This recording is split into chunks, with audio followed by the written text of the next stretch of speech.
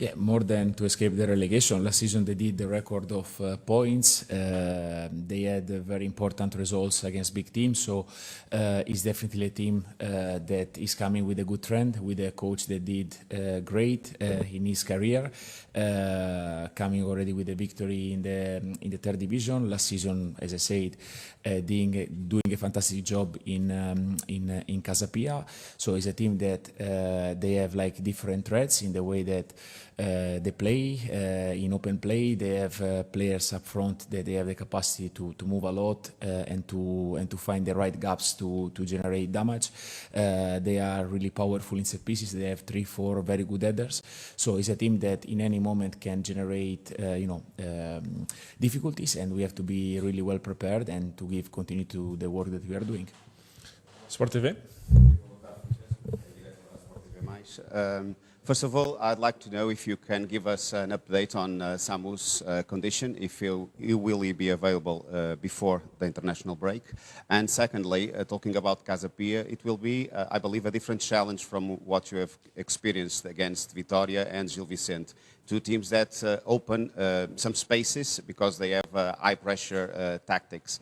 Casa Pia, if we have Sporting game as an example, as a thick defense, lower block, will this open the way to a new strategy for Porto tomorrow?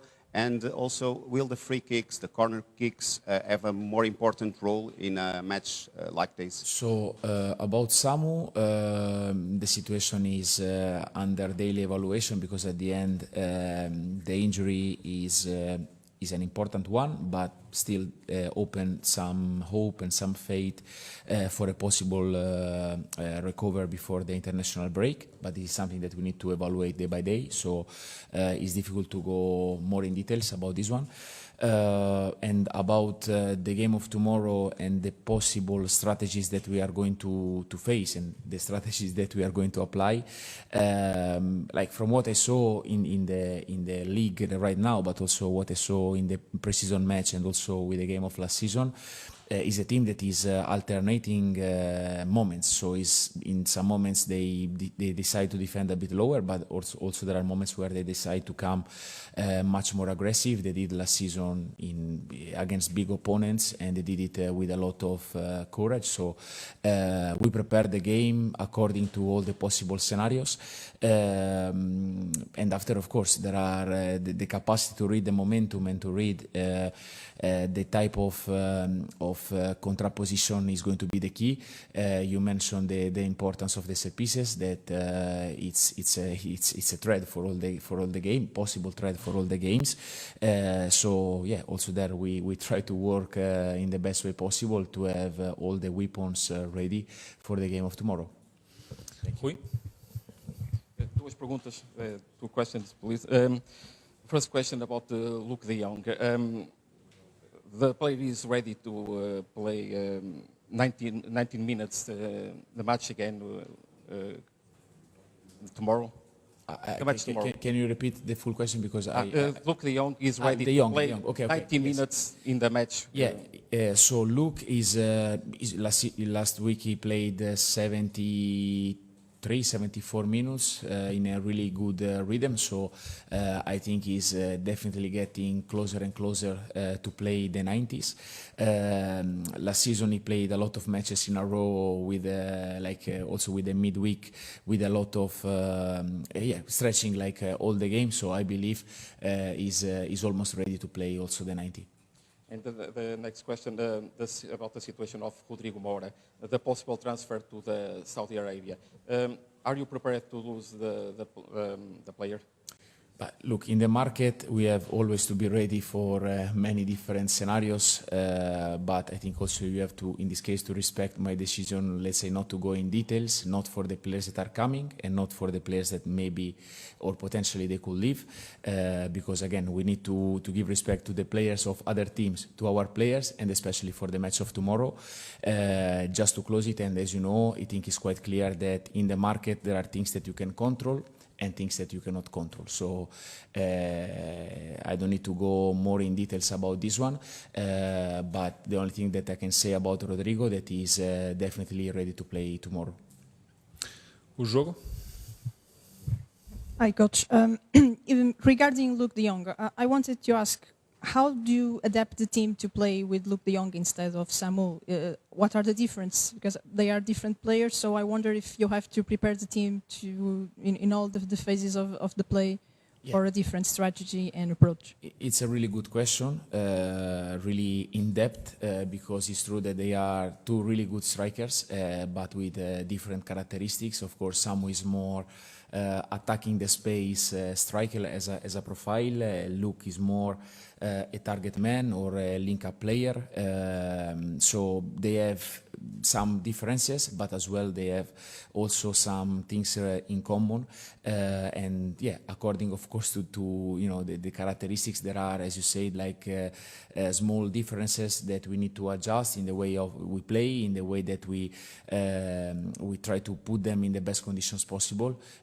So let me say, we know what Luke brings to us, but don't let me spoil everything in the press conference. Na bola. Hello, mister. Tudo bem? Pascoal Souza from A Bola. Ask you about the referee of the last match with Vitória. You didn't like very much the work of the referee, and the truth is that the council, the referee council of the federation, give a bad assessment to the work of the referee. Is it a concern for you, this level of the Portuguese referees, or is it normal? You had the same in Nice, at Ajax also? I don't know if your question is a question or a statement. No, so look. I have so many things to do as a coach that is not really my business to stay and to comment like every single episode. There are people in the federation that are supposed to evaluate the job of the referees. From my side, I think you start to know me a little bit. I'm quite active in the sideline, but very respectful, because I think all the parties, we need to help to each other to guarantee the level of the competition at the highest, and that's all. So I don't have any comment to have about the question that you make. Duas últimas para fechar, aqui à frente, Sport TV. Francesco, getting back to the market, today there's news that El Karouani, a player that you know from the Netherlands, could come to FC Porto. What can you tell us about this player? Do you fancy him?